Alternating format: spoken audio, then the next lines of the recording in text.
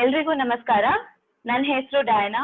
ನೋವಾ IVF fertility ಪ್ರಸ್ತುತಪಡಿಸುವ ಸಂತಾನೋತ್ಪತ್ತಿಯ ಬಗ್ಗೆ ಎಲ್ಲವೂ ಇದರ ಬಗ್ಗೆ ವೆಬಿನಾರ್ ಸರಣಿಗೆ ನಿಮಗೆಲ್ಲರಿಗೂ ಸ್ವಾಗತ. ನೋವಾ ಐವಿಎಫ್ ಫರ್ಟಿಲಿಟಿ 5 ದಿನಗಳ ಉಚಿತ ವೆಬಿನಾರ್ ಸರಣಿಯನ್ನು ನಡೆಸುತ್ತದೆ. ಇದರ ಮೂಲಕ ನಾವು ಸಂತಾನೋತ್ಪತ್ತಿಯ ವಿವಿಧ ಅಂಶಗಳ ಬಗ್ಗೆ, ಇದರಲ್ಲಿ ಲಭ್ಯವಿರುವ ಅನೇಕ ಚಿಕಿತ್ಸೆಯ ಆಯ್ಕೆಗಳ ಬಗ್ಗೆ ಜನರಲ್ಲಿ ಅರಿವು ಮೂಡಿಸುವ ಸಲುವಾಗಿ ಮತ್ತು ಸಂತಾನೋತ್ಪತ್ತಿ ಚಿಕಿತ್ಸೆಯ ಬಗ್ಗೆ ಹೆಚ್ಚಿನ ಮಾಹಿತಿಯನ್ನು ಕೊಡಲಾಗುವುದು. ಈ ಸರಣಿಯನ್ನು ನೋವಾ ಐವಿಎಫ್ ಫರ್ಟಿಲಿಟಿಯ ತಜ್ಞ ವೈದ್ಯರುಗಳು ನಡೆಸಲಿದ್ದಾರೆ. ಈ ವೆಬಿನಾರ್ ಸರಣಿಯ ಮೂಲಕ ನಮ್ಮ ಅನುಭವಿ ತಜ್ಞರುಗಳು ಚಿಕಿತ್ಸೆಯನ್ನು ಪ್ರಾರಂಭಿಸಲು ಯೋಚನೆ ಮಾಡುತ್ತಿರುವ ದಂಪತಿಗಳಿಗೆ ಮಾರ್ಗದರ್ಶನವನ್ನು ಸಹ ಕೊಡುತ್ತಾರೆ. ನಿಮ್ಮಲ್ಲಿ ಅಥವಾ ನಿಮ್ಮ ಕುಟುಂಬದಲ್ಲಿ ಸಂತಾನೋತ್ಪತ್ತಿಯ ಸಮಸ್ಯೆ ಇದ್ದು ಚಿಕಿತ್ಸೆ ಬಗ್ಗೆ ಯೋಚನೆ ಮಾಡುತ್ತಿದ್ದಲ್ಲಿ ಅಥವಾ ಇದರ ಮೊದಲು ಟ್ರೈ ಮಾಡಿದ್ದಲ್ಲಿ ಸಕ್ಸಸ್ ಆಗದಿರುವಂತಹ ಸಮಯದಲ್ಲಿ ಈ ವೆಬಿನಾರ್ ಸರಣಿಯು ನಿಮಗೆ ಬೇಕಾಗುವಂತಹ ಎಲ್ಲಾ ಮಾಹಿತಿಗಳನ್ನು ಕೊಡುತ್ತದೆ. ಇವತ್ತು ನಮ್ಮ ವೆಬಿನಾರ್ ಸರಣಿಯ 4ನೇ ದಿನ.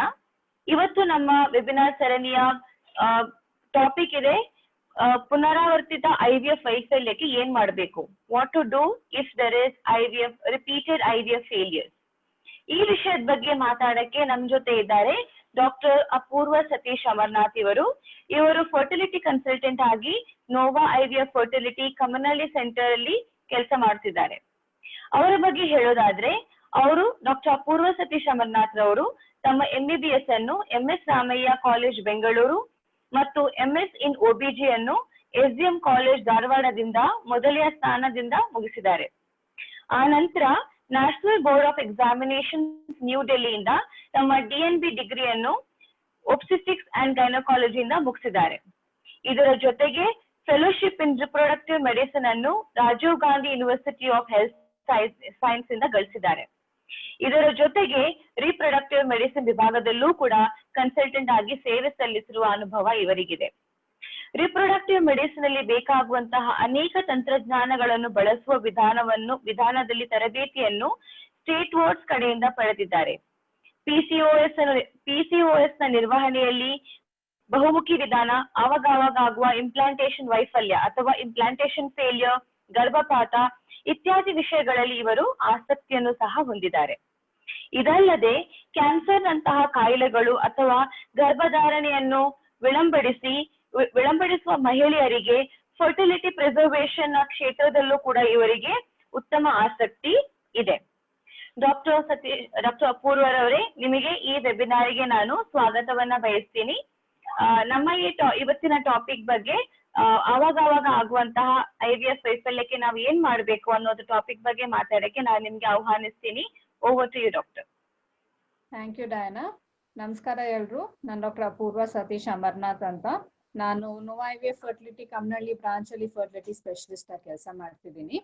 ಸೊ ಇವತ್ತಿಂದು ಟಾಪಿಕ್ ನಾವು IVF ಮಾಡಿ ನಿಮ್ದು ರೆಕರೆಂಟ್ ಪ್ರೆಗ್ನೆನ್ಸಿ ಆಗಿಲ್ಲ ಅಂದ್ರೆ 2 ಇಲ್ಲ 3 ಸರಿ ನೀವು IVF ಮಾಡಿಲ್ಲ, 2 ಇಲ್ಲ 3 ಸರಿ ಎಂಬ್ರಿಯೋ ಟ್ರಾನ್ಸ್ಫರ್ ಆದ್ಮೇಲೆ ಅಕಸ್ಮಾತ್ ಪ್ರೆಗ್ನೆನ್ಸಿ ಆಗಿಲ್ಲ ಅಂದ್ರೆ ಮುಂದೆ ಏನ್ ಮಾಡ್ಬೇಕು, ಏನ್ ಆಪ್ಷನ್ಗಳು ಇದಾವೆ ನಿಮ್ಗೆ ಅಂತ ಒಂದ್ಸರಿ ಡಿಸ್ಕಸ್ ಮಾಡ್ಲಿಕ್ಕೆ ಇವತ್ತಿನ ಟಾಪಿಕ್ ಇರೋದು ನಿಮ್ದು. Next slide please. So basically IVF ಮಾಡಿದ್ಮೇಲೆ ನಿಮ್ ಪ್ರೆಗ್ನೆನ್ಸಿ ಚಾನ್ಸಸ್ ಇರೋದು 65% ಇಂದ 70% ತನಕನೂ ಆಗಬಹುದು. ಸೊ ಇದ್ರ ಅರ್ಥ ಏನಂದ್ರೆ, ನಿಮ್ಗೆ ಅಕಸ್ಮಾತ್ ನಾನು 10 ಜನಕ್ಕೆ ನಾನು IVF ಮಾಡಿದ್ರೆ ಒಂದೇ ಟೈಮ್ ಅಲ್ಲಿ ಪ್ರೆಗ್ನೆನ್ಸಿ ಚಾನ್ಸ್ ಇರೋದು 6 ರಿಂದ 7 ಜನಕ್ಕೆ ಪ್ರೆಗ್ನೆನ್ಸಿ ಆಗೋಗತ್ತೆ. 2-3 ಜನಕ್ಕೆ ಪ್ರೆಗ್ನೆನ್ಸಿ ಒಂದೇ ಟೈಮ್ ಅಲ್ಲಿ ಆಗೋದಿಲ್ಲ. ಸೊ ಅವರಲ್ಲಿ ನಾವು ಇನ್ನೊಂದ್ಸರಿ ಟ್ರೈ ಮಾಡ್ಬೇಕಾಗ್ತದೆ. ಎಂಬ್ರಿಯೋ ಟ್ರಾನ್ಸ್ಫರ್ ಇರ್ಬೋದು, ಇಲ್ಲ ಪುನಃ IVF ಮಾಡೋ ಪರಿಸ್ಥಿತಿ ಬರಬಹುದು. ಸೊ IVF ಸಕ್ಸಸ್ ಆಗ್ಲಿಕ್ಕೆ ಮೇನ್ ಕಾರಣಗಳಿರೋದು ಅಂಡ್ ಫ್ಯಾಕ್ಟರ್ಸ್ ಅಂತ ಹೇಳ್ತೀವಿ, ಅದು ಇರೋದು ನಿಮ್ದು ಒಂದು ಹೆಂಡತಿದು ಇಲ್ಲ ಸ್ತ್ರೀಯ ವಯಸ್ಸು ಬೇಸಿಕ್ಲಿ ವೆರಿ ಇಂಪಾರ್ಟೆಂಟ್. 35ಗಿಂತ ಕಡಿಮೆ ಇದ್ದಾಗ ಪ್ರೆಗ್ನೆನ್ಸಿ ಆಗೋ ಚಾನ್ಸ್ ಜಾಸ್ತಿ ಇರ್ತದೆ. ಮುಂಚೆ ಏನಾದ್ರು ಪ್ರೆಗ್ನೆನ್ಸಿ ಆಗಿತ್ತಾ ಇನ್ನೊಂದು. ಸೊ ಮುಂಚೆ ಒಂದ್ಸರಿ ಪ್ರೆಗ್ನೆನ್ಸಿ ಆಗಿದೆ ಅಂದ್ರೆ IVF ಜೊತೆಗೆ ತಿರ್ಗಾ ಪ್ರೆಗ್ನೆನ್ಸಿ ಆಗೋದು ಚಾನ್ಸ್ ಚೆನ್ನಾಗಿರ್ತದೆ. ಫರ್ಟಿಲಿಟಿದು ಪ್ರಾಬ್ಲಮ್ ಏನು ಅಂತ, ನಾವು IVF ಮಾಡೋ ಕಾರಣ ಏನು, ಅದ್ರ ಪ್ರಕಾರನು ಪ್ರೆಗ್ನೆನ್ಸಿ ಚಾನ್ಸಸ್ ಕಡಿಮೆ ಆಗತ್ತಿಲ್ಲ ಜಾಸ್ತಿ ಆಗ್ತದೆ. ಎಕ್ಸಾಂಪಲ್ ಟ್ಯೂಬ್ ಫ್ಯಾಕ್ಟರ್ ಅಂದ್ರೆ ಟ್ಯೂಬ್ ಬ್ಲಾಕ್ ಇಂದ ನಾವು IVF ಮಾಡಿದ್ರಲ್ಲಿ ಪ್ರೆಗ್ನೆನ್ಸಿ ಚಾನ್ಸಸ್ ಬೆಟರ್ ಇರತ್ತೆ. ರಾದರ್ ದನ್ ಮೊಟ್ಟೆ ಉತ್ಪಾದನೆ ಆಗೋ ಶಕ್ತಿ ಕಡಿಮೆ ಇರೋದ್ರಲ್ಲಿ ನಾವು ಟ್ರೀಟ್ಮೆಂಟ್ ಮಾಡಿದ್ರೆ ಪ್ರೆಗ್ನೆನ್ಸಿ ಆಗೋ ಚಾನ್ಸಸ್ ಸ್ವಲ್ಪ ಕಡಿಮೆ ಆಗ್ತದೆ. ಇದ್ರ ಜೊತೆಗೆ ಲೈಫ್ ಸ್ಟೈಲ್ ಹ್ಯಾಬಿಟ್ಸ್ ಅಂದ್ರೆ ಸ್ಮೋಕಿಂಗ್, ಡ್ರಿಂಕ್ಸ್ ಮಾಡೋದ್ರಿಂದ ಪ್ರೆಗ್ನೆನ್ಸಿ ಆಗೋ ಚಾನ್ಸ್ ಅಲ್ಲೇ ಕಡಿಮೆ ಆಗುತ್ತೆ. ಅಂಡ್ ಲಾಸ್ಟ್ ಫರ್ಟಿಲಿಟಿ ಕ್ಲಿನಿಕ್, ನೀವು ಯಾವ ಸೆಂಟರ್ ಅಲ್ಲಿ ನೀವು ಟ್ರೀಟ್ಮೆಂಟ್ ತಗೋತೀರಾ ಅದ್ರದ್ದು ಕ್ವಾಲಿಟಿ ಹೇಗಿದೆ ಅದ್ರ ಪ್ರಕಾರನು ಪ್ರೆಗ್ನೆನ್ಸಿ ರೇಟು ಚೇಂಜ್ ಆಗ್ತಾ ಹೋಗ್ತದೆ. Next slide please. So age which is the most important, ಅಂದ್ರೆ ವಯಸ್ಸು ಬೇಸಿಕ್ಲಿ ನಮ್ಗೆ ಬಹಳ ಇಂಪಾರ್ಟೆಂಟ್ ಪ್ರೆಗ್ನೆನ್ಸಿ ಚಾನ್ಸ್ ಆಗ್ಲಿಕ್ಕೆ, ನಿಮ್ಗೆ ಹೇಳಲಿಕ್ಕೆ ನಿಮ್ಗೆ ಏನ್ ಪ್ರೆಗ್ನೆನ್ಸಿ ಚಾನ್ಸ್ ಇರಬಹುದು ಅಂತ. The most important is age. So live birth rate ಅಂತ ಒಂದು ಹೇಳ್ತೀವಿ, ಅಂದ್ರೆ ನೀವು ಫೈನಲಿ ಟ್ರೀಟ್ಮೆಂಟ್ ತಗೊಂಡು ಫೈನಲಿ 9 ತಿಂಗಳಾದ್ಮೇಲೆ ಡೆಲಿವರಿ ಆಗಿ ಮಗು ಮನೆಗೆ ತಗೊಂಡೋಗೋ ಚಾನ್ಸ್ ಏನು ಅಂತ ಹೇಳ್ತೀವಿ. ಸೊ ಏಜ್ 35 ಕಿಂತ ಕಡಿಮೆ ಇದ್ದಾಗ ಈ ಚಾನ್ಸ್ 42% ಇರ್ತದೆ. ಅಂಡ್ ಏಜ್ 40 ಗಿಂತ ಜಾಸ್ತಿ ಇದ್ದಾಗ ಈ ಚಾನ್ಸ್ ಬರೀ 100% ಆಗುತ್ತೆ ತಂದೆ ಮೊಟ್ಟೆ ಯೂಸ್ ಮಾಡಿದಾಗ. ಅಂಡ್ ಅಕಸ್ಮಾತ್ ನಾವು ಡೋನರ್ ಯೂಸ್ ಮಾಡ್ತಿದೀವಿ ಯಾವ್ದು ಏಜ್ ಅಲ್ಲಿ ಇದು 51% ಆಗುತ್ತೆ. So as you can see age ಎಷ್ಟು ನಿಮ್ದು ಜಾಸ್ತಿ ಆಗ್ತಾ ಹೋಗುತ್ತೆ, ಮೊಟ್ಟೆ ಉತ್ಪಾದನೆ ಆಗೋದು ಶಕ್ತಿನೂ ಕಡಿಮೆ ಆಗುತ್ತೆ, ಪ್ಲಸ್ ಕ್ವಾಲಿಟಿನೂ ಕಡಿಮೆ ಆಗುತ್ತೆ. ಅದರಿಂದ ಪ್ರೆಗ್ನೆನ್ಸಿ ಆಗೋ ಚಾನ್ಸ್ ಪ್ಲಸ್ ಫೈನಲಿ ಮಗು ಮನೆಗೆ ತಗೊಂಡೋಗೋ ಚಾನ್ಸ್ನು ಕಡಿಮೆ ಹಾಕೊಂಡು ಹೋಗುತ್ತೆ. Next slide please. ಸೊ ಈ ಸ್ಲೈಡ್ ಅಲ್ಲಿ ನಿಮಗೆ ಕಾಣ್ತಿದೆ, ಆ ಬ್ಲೂ ಅಲ್ಲಿ ಇರೋದು ಡೌನ್ವರ್ಡ್ ಗ್ರಾಫ್ ಅಂತ ಏನ್ ತೋರಿಸ್ತಿದೆ ಅದು ನಿಮ್ದು ಪ್ರೆಗ್ನೆನ್ಸಿ ಆಗೋ chance with age. So as you can see 20 to 24 ಅಲ್ಲಿ ಮ್ಯಾಕ್ಸಿಮಮ್ ಏಜ್ ಪ್ರೆಗ್ನೆನ್ಸಿ ಚಾನ್ಸ್ ಇರ್ತದೆ. ಅಂಡ್ 45 ಗಿಂತ ಜಾಸ್ತಿ ಆದಾಗ ಆಲ್ಮೋಸ್ಟ್ 0 ಆಗಿರುತ್ತೆ ಪ್ರೆಗ್ನೆನ್ಸಿ ಆಗೋ chance. Along with that age ಅಲ್ಲಿ ಬಿಕಾಸ್ ಕ್ವಾಲಿಟಿ ಮೇಲೂ ಎಫೆಕ್ಟ್ ಆಗ್ತದೆ, ಮಿಸ್ಕ್ಯಾರೇಜ್ ರೇಟ್ ಅಂತ ಹೇಳ್ತೀವಿ, ಅಂದ್ರೆ ನಿಮ್ದು ಪ್ರೆಗ್ನೆನ್ಸಿ ಆದ್ಮೇಲೆ ಮಿಸ್ಕ್ಯಾರೇಜ್ ಆಗೋ ಚಾನ್ಸ್ ಏನಿರ್ತದೆ ಅದು ನೋಡ್ತೀವಿ ನಾವು. So up to about 30 to 35 almost stable ಇರುತ್ತೆ at around 2 to 3% or up to 5% ಪ್ರೆಗ್ನೆನ್ಸಿದು ಅಬಾರ್ಷನ್ ರೇಟ್ ಅಂತ ಹೇಳ್ತೀವಿ.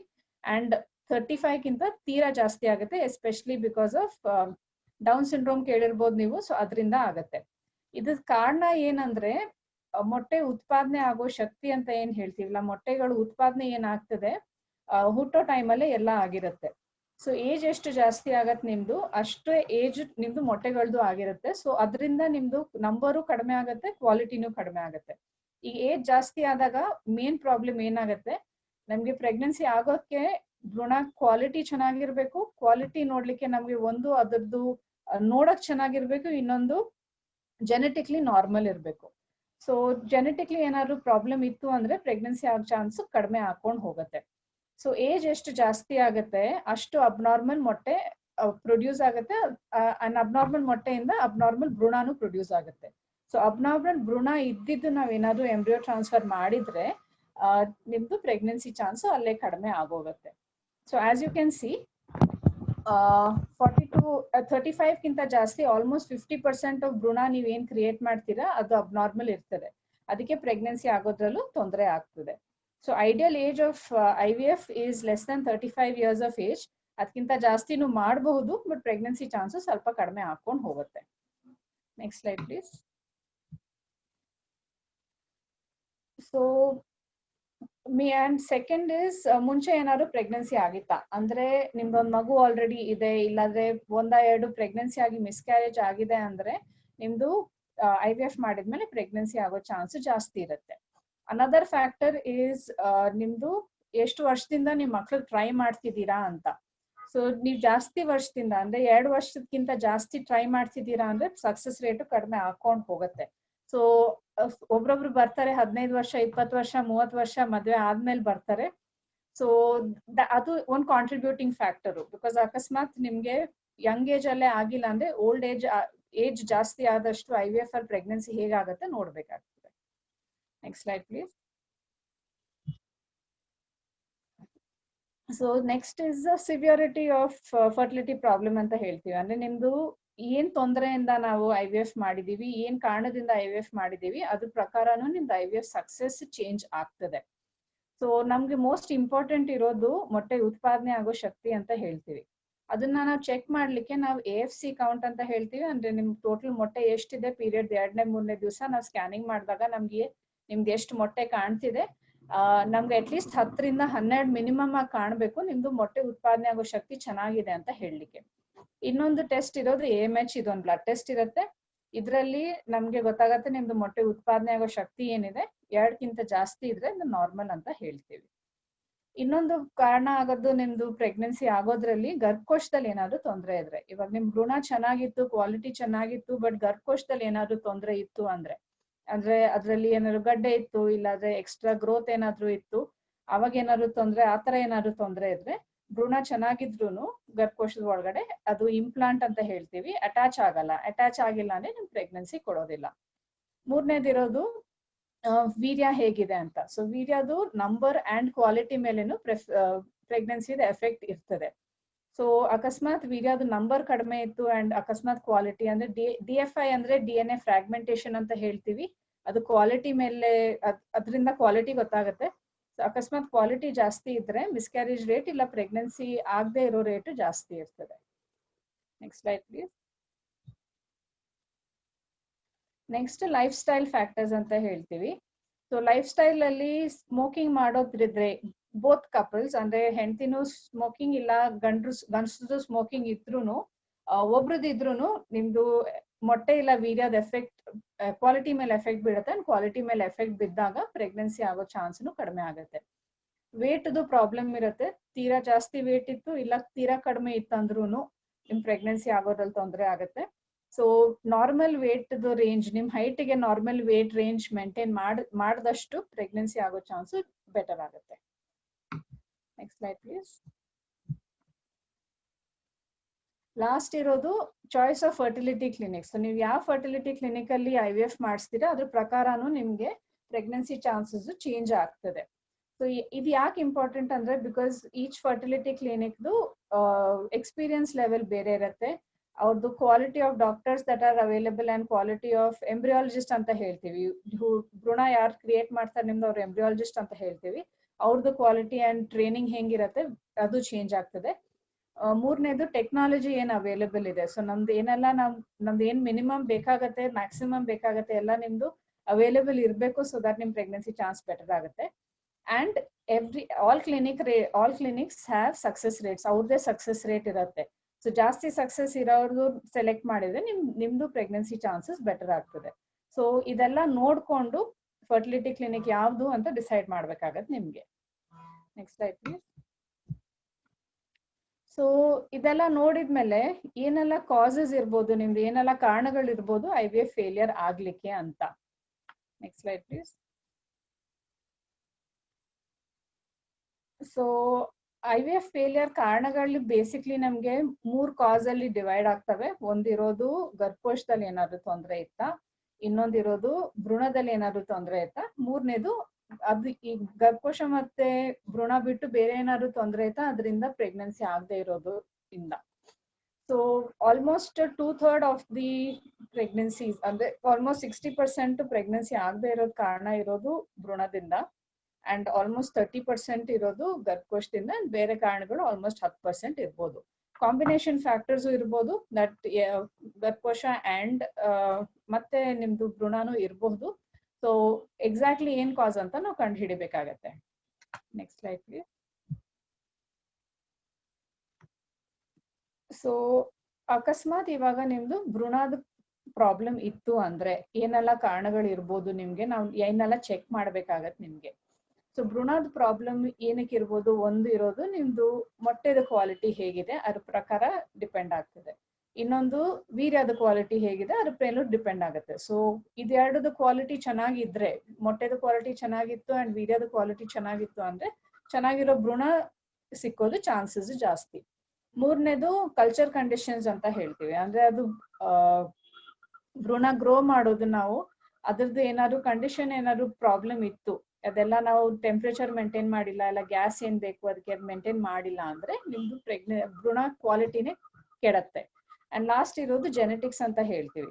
ಅಕಸ್ಮಾತ್ ತಂದೆ ತಾಯಿಯಲ್ಲಿ ಏನಾದ್ರು ಜೆನೆಟಿಕ್ ಪ್ರಾಬ್ಲಮ್ ಇತ್ತು ಅಂದ್ರೆ ಭ್ರೂಣದಲ್ಲೂ ಹೋಗುತ್ತೆ, ಅದರಿಂದ ಭ್ರೂಣ ನಿಮ್ದು ಕ್ವಾಲಿಟಿ ಚೆನ್ನಾಗಿ ಬರಲ್ಲ ಅದ್ರ ಬಗ್ಗೆ. Next slide please.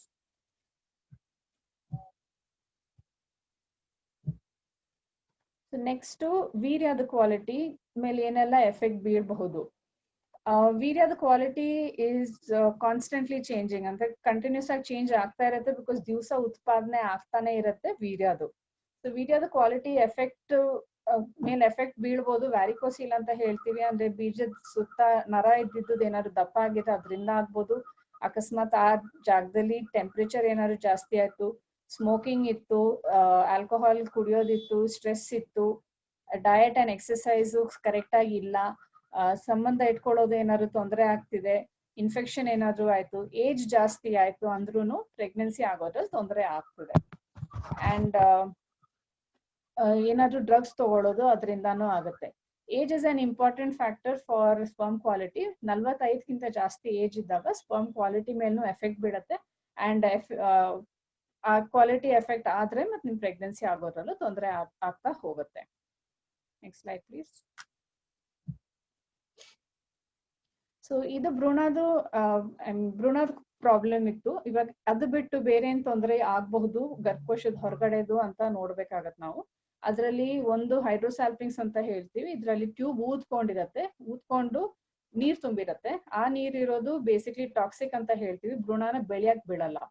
ಸೊ ಅಕಸ್ಮಾತ್ ಹೈಡ್ರೋಸಾಲ್ಪಿಂಗ್ಸ್ ಇತ್ತು ಅಂದ್ರೆ ಟ್ಯೂಬ್ ಊದ್ಕೊಂಡಿತ್ತು ಅಂದ್ರೆ ನಾವು ಫಸ್ಟ್ ಅದನ್ನ ತೆಗಿಬೇಕಾಗತ್ತೆ. ಅದಾದ್ಮೇಲೆ IVF ಮಾಡ್ಬೇಕಾಗತ್ತೆ. ಇನ್ನೊಂದು ಗರ್ಭಕೋಶದ ಪದರಲ್ಲಿ ಏನಾದ್ರು ಇನ್ಫೆಕ್ಷನ್ ಇತ್ತು ಅಂದ್ರೆ ನಿಮ್ ಪ್ರೆಗ್ನೆನ್ಸಿ ತಿರ್ಗಾ ಆಗಲ್ಲ. ಅದನ್ನ ಚೆಕ್ ಮಾಡ್ಬೇಕಾಗ್ತದೆ. ಅಕಸ್ಮಾತ್ ನಿಮ್ಗೆ ಏನಾದ್ರು ಶುಗರ್ ಇತ್ತು, BP ಇತ್ತು, ಆತರ ಏನಾದ್ರು ತೊಂದರೆ ಇತ್ತು, ಅದನ್ನ ನಾವು ಫಸ್ಟ್ ಕರೆಕ್ಟ್ ಮಾಡಿದ್ಮೇಲೆ ಟ್ರೀಟ್ಮೆಂಟ್ ಕೊಡ್ಬೇಕಾಗತ್ತೆ. ಅದು ಫುಲ್ ಟ್ರೀಟ್ ಆಗಿಲ್ಲ ಅಂದ್ರೆ ಭ್ರೂಣ ಟ್ರಾನ್ಸ್ಫರ್ ಮಾಡಿದ್ಮೇಲೆ ನಿಮ್ ತೊಂದರೆ ಆಗ್ತದೆ. ಅದರ್ಸ್ ಆರ್ ಅಕಸ್ಮಾತ್ ನಿಮ್ ಲ್ಯಾಬ್ ಕಂಡೀಷನ್ ಸರಿ ಇಲ್ಲ, ಎಂಬ್ರಿಯೋ ಟ್ರಾನ್ಸ್ಫರ್ ಮಾಡುವಾಗ ಏನಾದ್ರು ತೊಂದರೆ ಆಯ್ತು, ಇಲ್ಲಾಂದ್ರೆ ಎಂಡೋಮೆಟ್ರಿಯಲ್ ರಿಸೆಪ್ಟಿವಿಟಿ ಅಂತ ಹೇಳ್ತೀವಿ. ಬೇಸಿಕ್ಲಿ ಏನಂದ್ರೆ ನಿಮ್ ಗರ್ಭಕೋಶದಲ್ಲಿ ಒಂದ್ ಟೈಮ್ ಇರ್ತದೆ ಕರೆಕ್ಟ್ ಆಗಿ, ಭ್ರೂಣ ಆ ಟೈಮಿಗೆ ಹೋಗಿ ಅಟ್ಯಾಚ್ ಆದ್ರೆ ನಿಮ್ ಪ್ರೆಗ್ನೆನ್ಸಿ ಆಗೋ ಚಾನ್ಸ್ ಜಾಸ್ತಿ ಇರುತ್ತೆ. ಸೊ ಅದ್ರಲ್ಲಿ ಏನಾದ್ರು ಟೈಮಿಂಗ್ ಚೇಂಜ್ ಆಗಿದೆ ಇನ್ ದ ನ್ಯಾಚುರಲ್ ಸೈಕಲ್ ನಿಮ್ ಪ್ರೆಗ್ನೆನ್ಸಿ ಆಗೋದ್ರಲ್ಲಿ ತೊಂದರೆ ಆಗುತ್ತೆ. ಸೊ ಇದೆಲ್ಲ ನಾವು ಚೆಕ್ ಮಾಡ್ಬೇಕಾಗತ್ತೆ. ಅಕಸ್ಮಾತ್ ನಿಮ್ಗೆ 2-3 ಸರಿ IVF ಫೇಲ್ ಆಗಿದೆ ಅಂದ್ರೆ ಇಲ್ಲೇನಾದ್ರು ಪ್ರಾಬ್ಲಮ್ ಇದೆಯಾ, ಮುಂದೇನ್ ಮಾಡ್ಬೇಕು ಅಂತ ಅದ್ರ ಪ್ರಕಾರ. Next slide please. ಸೊ ಈಗ ನಿಮ್ಗೆ ರಿಪೀಟೆಡ್ IVF ಫೇಲಿಯರ್ ಆಗಿದೆ ಅಂದ್ರೆ 2-3 ಸರಿ ಆಗಿದೆ. ಮುಂದೆ ಏನ್ ಟ್ರೀಟ್ಮೆಂಟ್ ಆಪ್ಷನ್ಸ್ ಇದೆ, ನಿಮ್ಗೆ ಏನೆಲ್ಲ ನೀವು ಟ್ರೀಟ್ಮೆಂಟ್ ತಗೋಬಹುದು ನಿಮ್ ಪ್ರೆಗ್ನೆನ್ಸಿ ಆಗ್ಲಿಕ್ಕೆ ಅಂತ. Next slide please. ಸೊ ಇವಾಗ 2-3 IVF ಫೇಲಿಯರ್ ಆದ್ಮೇಲೆ ಫಸ್ಟ್ ಪೇಷಂಟ್ಗಳು ತುಂಬಾ ನಿರಾಶೆ ಆಗ್ತಾರೆ. ಯಾಕಾಗಿಲ್ಲ, ಇಷ್ಟೆಲ್ಲ ಟೈಮ್ ಎಫರ್ಟ್ ದುಡ್ಡು ಕೊಟ್ಟ ಮೇಲೂ ಪ್ರೆಗ್ನೆನ್ಸಿ ಯಾಕಾಗಿಲ್ಲ ಅಂತ ಒಂದು ಯೋಚನೆ ಎಲ್ಲಾರ್ಗು ಬಂದೇ ಬರ್ತದೆ. ಸೊ ಫಸ್ಟ್ ಕ್ವೆಶ್ಚನ್ ಯಾವಾಗ್ಲೂ ಯಾಕಾಯ್ತು, ನಾನೇನಾದ್ರು ಮಾಡಿದ್ನಾ, ನಾನ್ ಹಿಂಗ್ ಕೂತಿದ್ಕೆ ಹಿಂಗ್ ನಿಂತಿದ್ಕೆ ಹಿಂಗ್ ಕೆಲಸ ಮಾಡಿದ್ಕೆ ಏನಾದ್ರು ಪ್ರಾಬ್ಲಮ್ ಆಯ್ತಾ, ನಾನೇನಾದ್ರು ಮಾಡಿದ್ನ ಭ್ರೂಣಕ್ಕೆ ಅಂತ ಫಸ್ಟ್ ಕ್ವೆಶ್ಚನ್ ಬರುತ್ತೆ. ಅಂಡ್ ನಿರಾಶೆ ಆದ್ರೆ ಮತ್ತೆ ನಮ್ದು ಆಗೋದೇ ಇಲ್ಲ ಅಂತ ಒಂದೊಂದ್ಸರಿ ದಂಪತಿಗಳು ಹೇಳ್ಬಿಡ್ತಾರೆ. And this is not the case. So basically IVF failure ಆಗೋದು ನೀವು ಮಾಡದೇ ಇರೋದ್ರಲ್ಲ, it's basically a quality factor. Quality ಚೆನ್ನಾಗಿದ್ದಾಗ ಪ್ರೆಗ್ನೆನ್ಸಿ ರೇಟ್ಸ್ ಯಾವ್ದು ಏಜ್ ಚೆನ್ನಾಗಿ ಆಗೇ ಆಗ್ತದೆ. ಸೊ ಈ ತರ ಸಿಚುವೇಶನ್ ಅಲ್ಲಿ ನೀವು ಇದ್ದಾಗ ಮುಂದೆ ಏನೆಲ್ಲ ಮಾಡ್ಬೋದು ಅಂತ ನಾವು ನೋಡ್ತೀವಿ ಈಗ. Next slide please. ಸೊ ನಾವು ಇವಾಗ ಟ್ರೀಟ್ಮೆಂಟ್ ಆಪ್ಷನ್ಸ್ ನಿಮ್ಗೆ ಪ್ರೊವೈಡ್ ಮಾಡೋದ್ಕಿಂತ ಮುಂಚೆ ನಾವು ನಿಮ್ದು ಹಳೆ ರಿಪೋರ್ಟ್ಸ್ ನೋಡ್ಕೊಂಡು ಎಲ್ಲೆಲ್ಲ ಪ್ರಾಬ್ಲಮ್ ಇರ್ಬೋದು ಅಂತ ನಾವು ನೋಡ್ಬೇಕಾಗತ್ತೆ. ಒಂದು, ಭ್ರೂಣದಲ್ಲಿ ಏನಾದ್ರು ಪ್ರಾಬ್ಲಮ್ ಇತ್ತಾ, ಕ್ವಾಲಿಟಿದ ಏನಾದ್ರು ಎಫೆಕ್ಟ್ ಇತ್ತಾ, ಅಲ್ಲಿಂದ ಏನಾದ್ರು ತೊಂದರೆ ಆಗಿತ್ತಾ. ಎರಡನೇದು, ಗರ್ಭಕೋಶ ಇಲ್ಲ ತಾಯಿಯಲ್ಲಿ ಏನಾದ್ರು ತೊಂದರೆ ಇತ್ತಾ, ಗರ್ಭಕೋಶ ಕರೆಕ್ಟ್ ಆಗಿ ಇದೆಯಾ, ಶೇಪ್ ಸರಿ ಇದೆಯಾ, ಒಳಗಡೆ ಏನಾದ್ರು ತೊಂದರೆ ಇದೆಯಾ. ಬಿಕಾಸ್ ಎರಡು ಸರಿಯಾಗಿ ಕೂಡಿದ ಮೇಲೆನೆ ನಿಮ್ಗೆ ಕರೆಕ್ಟ್ ಆಗಿ ಒಂದು ಹೆಲ್ತಿಯಾಗಿ ಪ್ರೆಗ್ನೆನ್ಸಿ ಆಗ್ತದೆ. ಅಲ್ಲಿ ಏನಾದ್ರು ತೊಂದರೆ ಇದ್ರೆ ನಿಮ್ಗೆ ಪ್ರೆಗ್ನೆನ್ಸಿ ಆಗೋದ್ರಲ್ಲಿ ತೊಂದರೆ ಆಗ್ತದೆ. ಸೊ ನಾವು ಒಂದೊಂದು ಫ್ಯಾಕ್ಟರ್ನ ನೋಡ್ಕೊಂಡು ಏನ್ ತೊಂದರೆ ಆಗ್ತಿದೆ, ಎಲ್ಲಿ ತೊಂದರೆ ಇದೆ, ಎಕ್ಸಾಕ್ಟ್ಲಿ ಏನ್ ಪ್ರಾಬ್ಲಮ್ ಇದೆ ಅಂತ ಕಂಡು ಹಿಡಿದು ಮತ್ತೆ ಟ್ರೀಟ್ಮೆಂಟ್ ಸ್ಟಾರ್ಟ್ ಮಾಡ್ತೀವಿ. Next slide please. So first ಭ್ರೂಣ ನೋಡ್ಬೇಕಾಗತ್ ನಾವು, ಬಿಕಾಸ್ ಭ್ರೂಣದು ಪ್ರೆಗ್ನೆನ್ಸಿ ಆಗೋ ಚಾನ್ಸು, ಪ್ರೆಗ್ನೆನ್ಸಿ ಆಗದೆ ಇರೋ ಚಾನ್ಸ್, ಕಾಂಟ್ರಿಬ್ಯೂಟರ್ ಭ್ರೂಣ ಇರೋದು ಆಲ್ಮೋಸ್ಟ್ 60%. ಸೊ ಫಸ್ಟ್ ನಾವು ಹಿಂದಿನ ಭ್ರೂಣ ಕ್ವಾಲಿಟಿ ಹೇಗಿತ್ತು ಅಂತ ಚೆಕ್ ಮಾಡ್ತೀವಿ. ಗ್ರೇಡಿಂಗ್ ಅಂತ ಹೇಳ್ತೀವಿ, ಅದ್ರ ಪ್ರಕಾರ ಏನಿದೆ, ಹೇಗಿತ್ತು, ಏನ್ ಕ್ವಾಲಿಟಿ ಇತ್ತು, ಎಂತ ಭ್ರೂಣ ಟ್ರಾನ್ಸ್ಫರ್ ಮಾಡಿದೀವಿ ಅದನ್ನ ಚೆಕ್ ಮಾಡ್ಬೇಕಾಗತ್ತೆ. ಸೆಕೆಂಡು, ಮೊಟ್ಟೆದ ಕ್ವಾಲಿಟಿ ಹೇಗಿತ್ತು ಅಂಡ್ ವೀರ್ಯದ ಕ್ವಾಲಿಟಿ ಹೇಗಿತ್ತು, ಅದು ಎರಡು ಚೆಕ್ ಮಾಡ್ಬೇಕಾಗ್ತದೆ. ಸೊ ಮೊಟ್ಟೆ ಕ್ವಾಲಿಟಿಯಲ್ಲಿ ನಮ್ಗೆ ಏನು ಬ್ಲಡ್ ಟೆಸ್ಟ್ ಇಲ್ಲ ಟೆಸ್ಟ್ ಇಲ್ಲ, IVF ಮಾಡಿ ಮೊಟ್ಟೆನ ನೋಡಿದ್ಮೇಲೆ ನಮ್ಗೆ ಕ್ವಾಲಿಟಿ ಗೊತ್ತಾಗ್ತದೆ. ವೀರ್ಯ ಪರೀಕ್ಷೆ ಮಾಡ್ಕೊಂಡು ನಾವು ನೋಡ್ಬೋದು ವೀರ್ಯದ ಏನಾದ್ರು ತೊಂದರೆ ಇದೆಯಾ ಅಂತ. Next slide please. ನೆಕ್ಸ್ಟ್ ಗರ್ಭಕೋಶ ನೋಡೋದು. ಗರ್ಭಕೋಶ ಬೇಸಿಕ್ಲಿ ಚೆಕ್ ಮಾಡ್ಲಿಕ್ಕೆ ನಾವು ಒಂದು ಹಿಸ್ಟೋಸ್ಕೋಪಿ ಅಂತ ಹೇಳ್ತೀವಿ. ಅಂದ್ರೆ ಒಂದು ಗರ್ಭಕೋಶದ ಒಳಗಡೆ ನಾವು ಒಂದು ಕ್ಯಾಮ್ರಾ ಹಾಕಿ ಎಲ್ಲ ಏನಾದ್ರು ತೊಂದರೆ ಇದೆಯಾ, ಏನ್ ತೊಂದರೆ ಇದ್ರೆ ಅಂಡ್ ಅದ್ರ ಪ್ರಕಾರ ಏನ್ ಟ್ರೀಟ್ಮೆಂಟ್ ಕೊಡಬೇಕು ಕ್ಲಿಯರ್ ಮಾಡಿ ಅದಾದ್ಮೇಲೆ ನಾವು ಪ್ರೆಗ್ನೆನ್ಸಿ ಟ್ರೈ ಮಾಡ್ಬೋದು. ಸೊ ಗರ್ಭಕೋಶದ ಪ್ರಾಬ್ಲಮ್ ಏನಾದ್ರು ಇತ್ತು ಅಂದ್ರೆ ಪಾಲಿಪ್ ಇಲ್ಲ ಫೈಬ್ರಾಯ್ಡ್ ಅಂತ ಹೇಳ್ತೀವಿ, ಏನಾದ್ರು ಗಡ್ಡೆ ಇದ್ರೆ ಅದನ್ನ ತೆಗಿಬಹುದು. ಅಕಸ್ಮಾತ್ ಎಕ್ಸ್ಟ್ರಾ ಗ್ರೋತ್ ಲೈಕ್ ಸೆಪ್ಟಮ್ ಅಂತ ಹೇಳ್ತೀವಿ, ಯೂಟ್ರೈನ್ ಸೆಪ್ಟಮ್ ಇದ್ರೆ ಅದನ್ನ ಕಟ್ ಮಾಡಿ ಯೂಟ್ರಸ್ ಜಾಗ ಕರೆಕ್ಟ್ ಮಾಡಿ ಅದಾದ್ಮೇಲೆ ನಾವು ಎಂಬ್ರಿಯೋ ಟ್ರಾನ್ಸ್ಫರ್ ಪ್ಲಾನ್ ಮಾಡ್ಬೋದು. Next slide please. ಅಕಸ್ಮಾತ್ ಬೇರೆ ಕಾಸಸ್ ಇತ್ತು ಇವಾಗ ನಿಮ್ದು, ಲೈಕ್ ಐ ಟೋಲ್ಡ್ ಯು ಹೈಡ್ರೋಸಾಲ್ಪಿನ್ಸ್ ಅಂದ್ರೆ ಟ್ಯೂಬ್ ಅಲ್ಲಿ ನೀರ್ ಏನಾದ್ರು ತುಂಬಿತ್ತು, ಇಲ್ಲ ಬೇರೆ ಏನಾದ್ರು ಕಾಸಸ್ ಇತ್ತು ಒಳಗಡೆ ಅಂದ್ರೆ ನಾವು ಲ್ಯಾಪ್ರೋಸ್ಕೋಪಿ ಅಂತ ಮಾಡ್ತೀವಿ. ಅಂದ್ರೆ ಹೊಟ್ಟೆ ಒಳಗಿಂದ ಒಂದು ಕ್ಯಾಮ್ರಾ ಹಾಕ್ಬಿಟ್ಟು ಆ ಟ್ಯೂಬ್ ನ ತೆಗೆದ್ಮೇಲೆ ನಾವು ಭ್ರೂಣದ ಟ್ರಾನ್ಸ್ಫರ್ ಮಾಡ್ಬೋದು. ಹೈಡ್ರೋಸಾಲ್ಪಿನ್ಸ್ ಇದ್ರೆ ಪ್ರೆಗ್ನೆನ್ಸಿ ಆಗೋ ಚಾನ್ಸು ನಿಮ್ದು ಏನ್ ಚಾನ್ಸ್ ಇದೆ ನಿಮ್ ಏಜ್ ಪ್ರಕಾರ ನಿಮ್ ಕಾರಣ ಪ್ರಕಾರ ಅರ್ಧ ಚಾನ್ಸ್ ಕಡಿಮೆ ಆಗೋಗುತ್ತೆ. ಸೊ ನಾವು ಹೈಡ್ರೋಸಾಲ್ಪಿನ್ಸ್ ನಮಗ್ ಕಾಣಿಸ್ತು ಅಂದ್ರೆ ನಾವು ಫಸ್ಟ್ ಅದನ್ನ ಆಪರೇಷನ್ ಮಾಡಿ ಭ್ರೂಣ ಅದಾದ್ಮೇಲೆ ಟ್ರಾನ್ಸ್ಫರ್ ಮಾಡ್ತೀವಿ, ಸೊ ದಟ್ ಅದ್ರದ್ದು ಕೆಟ್ಟ ಎಫೆಕ್ಟ್ ಏನಿರ್ತದೆ ಹೈಡ್ರೋಸಾಲ್ಪಿನ್ಸ್ ಅದು ಬರಲ್ಲ ಅಂತ ನಿಮ್ಗೆ. Next slide please. ನೆಕ್ಸ್ಟ್ ಗರ್ಭಕೋಶದಲ್ಲಿ ನಾವು ಥಿಕ್ನೆಸ್ ಅಂತ ಹೇಳ್ತೀವಿ. ಮಿನಿಮಮ್ ಥಿಕ್ನೆಸ್ ಇರಬೇಕು around 7 to 8 at least before embryo transfer ಮಾಡೋ ಮುಂಚೆ. ಸೊ ಅಕಸ್ಮಾತ್ ಥಿಕ್ನೆಸ್ ನಿಮ್ಗೆ ತುಂಬಾ ಕಡಿಮೆ ಇದ್ರೂ ಭ್ರೂಣ ಹೋಗಿ ಅಟ್ಯಾಚ್ ಸರಿಯಾಗಿ ಆಗಲ್ಲ. ಸೊ ನಾವ್ ಏನೆಲ್ಲ ಮಾಡ್ಬೋದು ಇವಾಗ ಇಂಪ್ರೂವ್ ಮಾಡ್ಲಿಕ್ಕೆ. ಒನ್ ಈಸ್ ನಾವು ಮಾರ್ಕ್ ಸೈಕಲ್ ಅಂತ ಹೇಳ್ತೀವಿ. ಅಂದ್ರೆ ನಿಮ್ಗೆ ಸ್ವಲ್ಪ ಟ್ಯಾಬ್ಲೆಟ್ ಕೊಟ್ಟು ನಿಮ್ದು ಲೈನಿಂಗ್ ಹೇಗ್ ಬೆಳೀತಾ ಇದೆ, ನಿಮ್ ಮ್ಯಾಕ್ಸಿಮಮ್ ಎಷ್ಟು ಬರುತ್ತೆ, ಕ್ವಾಲಿಟಿ ಹೇಗ್ ಬರುತ್ತೆ ಅದ್ ನೋಡ್ಲಿಕ್ಕೆ. ಅಂಡ್ ಎರಡನೇದು ಫ್ರೋಸನ್ ಎಂಬ್ರಿಯೋ ಟ್ರಾನ್ಸ್ಫರ್ ಅಂತ ಹೇಳ್ತೀವಿ. ಫ್ರೋಸನ್ ಎಂಬ್ರಿಯೋ ಟ್ರಾನ್ಸ್ಫರ್ ಅಂದ್ರೆ ನಿಮ್ ಭ್ರೂಣ ಏನ್ ಕ್ರಿಯೇಟ್ ಮಾಡ್ತೀವಿ IVF ಅಲ್ಲಿ ಅದನ್ನ ನಾವು ಫ್ರೀಸ್ ಮಾಡಿ ಇನ್ನೊಂದ್ ಸೈಕಲ್ ಅಲ್ಲಿ ನಿಮ್ಗೆ ಬರೀ ಗರ್ಭಕೋಶದ ಪದ್ರ ಬೆಳಿಲಿಕ್ಕೆ ನಿಮ್ಗೆ ಮೆಡಿಸಿನ್ ಕೊಟ್ಟು ಭ್ರೂಣನ ಟ್ರಾನ್ಸ್ಫರ್ ಮಾಡ್ತೀವಿ. ಈ fresh transfer which means that IVF ಮಾಡಿದ ತಕ್ಷಣ ಮೊಟ್ಟೆ ತೆಗೆದ್ಮೇಲೆ 3 ರಿಂದ 5 ದಿವಸ ಆದ್ಮೇಲೆ ಟ್ರಾನ್ಸ್ಫರ್ ಗಿಂತ ಫ್ರೋಸನ್ ಟ್ರಾನ್ಸ್ಫರ್ ಅಲ್ಲಿ ನಿಮ್ಗೆ ಆಲ್ಮೋಸ್ಟ್ 10 to 15% ಪ್ರೆಗ್ನೆನ್ಸಿ ರೇಟ್ ಜಾಸ್ತಿ ಆಗ್ತದೆ.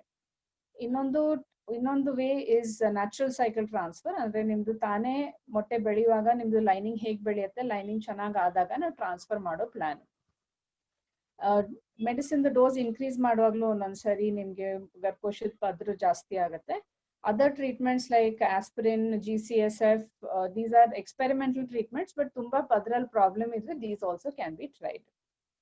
Next slide please. ನೆಕ್ಸ್ಟ್ ಬರೋದು something called an endometrial receptivity array ಅಂತ ಹೇಳ್ತೀವಿ. ಇದು ನಿಮ್ದು ಗರ್ಭಕೋಶದ್ದು ಎಂಬ್ರಿಯೋ ಎಕ್ಸೆಪ್ಟ್ ಮಾಡ್ಲಿಕ್ಕೆ ಅಂದ್ರೆ ಭ್ರೂಣ ಎಕ್ಸೆಪ್ಟ್ ಮಾಡ್ಲಿಕ್ಕೆ ಕರೆಕ್ಟ್ ಆಗಿ ಟೈಮ್ ಅಲ್ಲಿ ನಾವು ಎಂಬ್ರಿಯೋ ಟ್ರಾನ್ಸ್ಫರ್ ಮಾಡ್ಸಿದೀವಾ ಇಲ್ವಾ ಅಂತ ಚೆಕ್ ಮಾಡ್ಲಿಕ್ಕೆ ಒಂದು ಟೆಸ್ಟ್ ಇರುತ್ತೆ. This is a gene test. Basically endometrial receptivity ಅಂತ ಏನ್ ಹೇಳ್ತೀವಿ ಅಂದ್ರೆ ಎಲ್ಲರಲ್ಲಿ ಬೇಸಿಕ್ಲಿ ಒಂದು ಭ್ರೂಣ ಅಟ್ಯಾಚ್ ಆಗೋ ಟೈಮ್ ಅಂತ ಇರ್ತದೆ, ವಿಂಡೋ ಆಫ್ ಇಂಪ್ಲಾಂಟೇಶನ್ ಅಂತ ಹೇಳ್ತೀವಿ ಇದಕ್ಕೆ.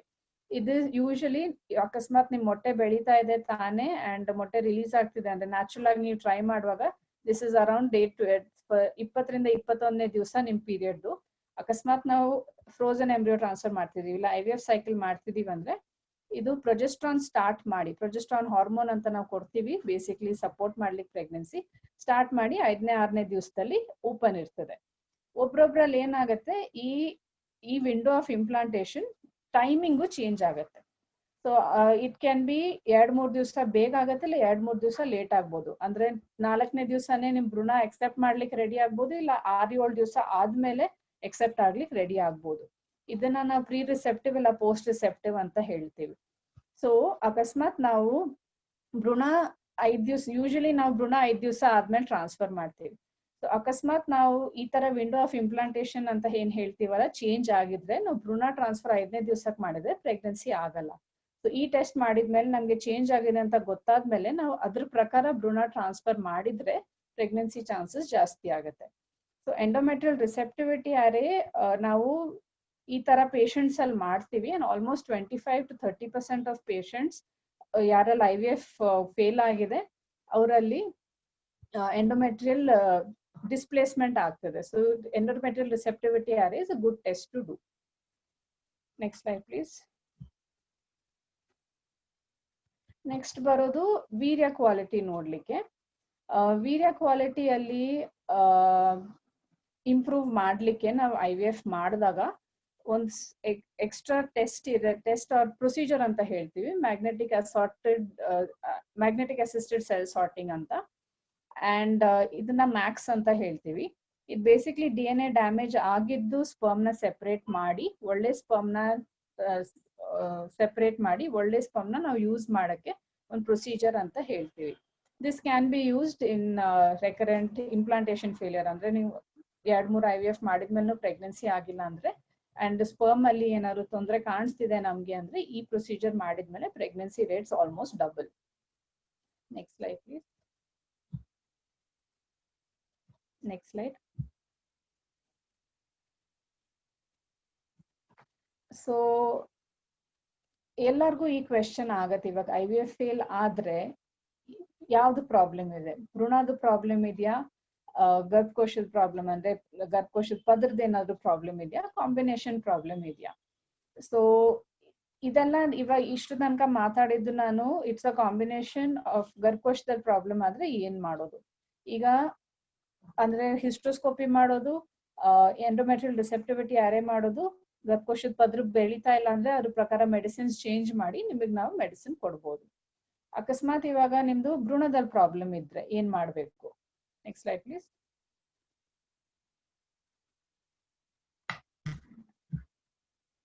ಸೊ ಇವಾಗ ನಾವು ಭ್ರೂಣ ಕ್ವಾಲಿಟಿ ಅಸೆಸ್ ಮಾಡ್ಲಿಕ್ಕೆ ಅಂದ್ರೆ ಭ್ರೂಣ ಹೇಗಿದೆ, ಕ್ವಾಲಿಟಿ ಹೇಗಿದೆ ಅಂತ ನೋಡ್ಲಿಕ್ಕೆ ಅಂದ್ರೆ ಅದು ನೋಡಕ್ ಹೇಗಿದೆ ಅಂತ ನಾವು ನೋಡ್ತೀವಿ.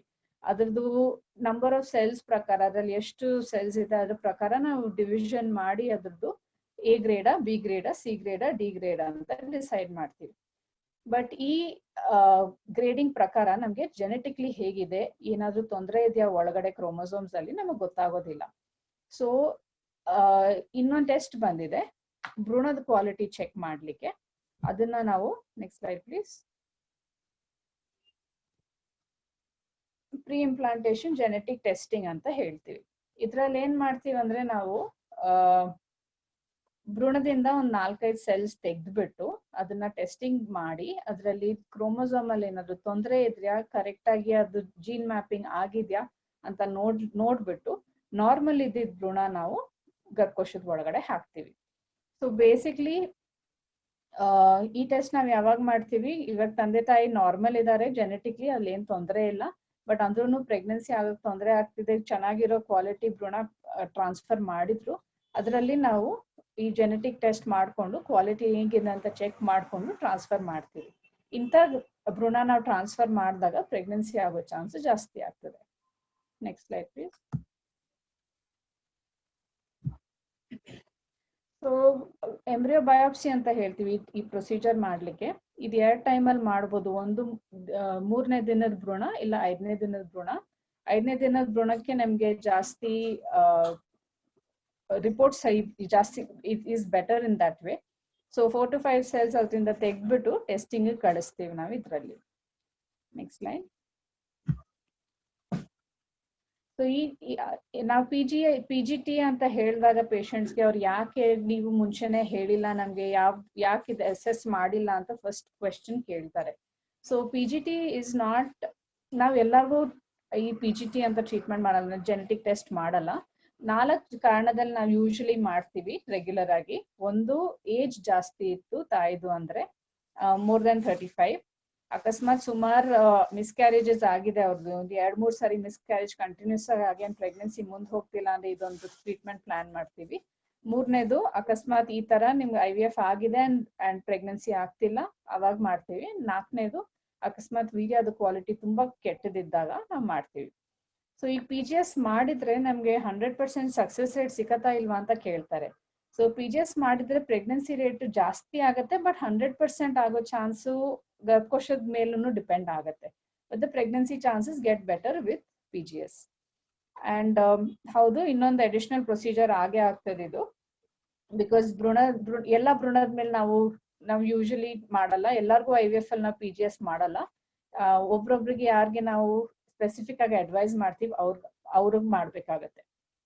ಅಕಸ್ಮಾತ್ ನೀವೆಲ್ಲ ಟೆಸ್ಟಿಂಗ್ ಮಾಡಿದೀರಾ ಅಂಡ್ ಎಲ್ಲಾ ಭ್ರೂಣನು ಅಬ್ನಾರ್ಮಲ್ ಬಂತು, ಏನ್ ಆಪ್ಷನ್ಸ್ ಇರ್ತದೆ ನಿಮ್ಗೆ?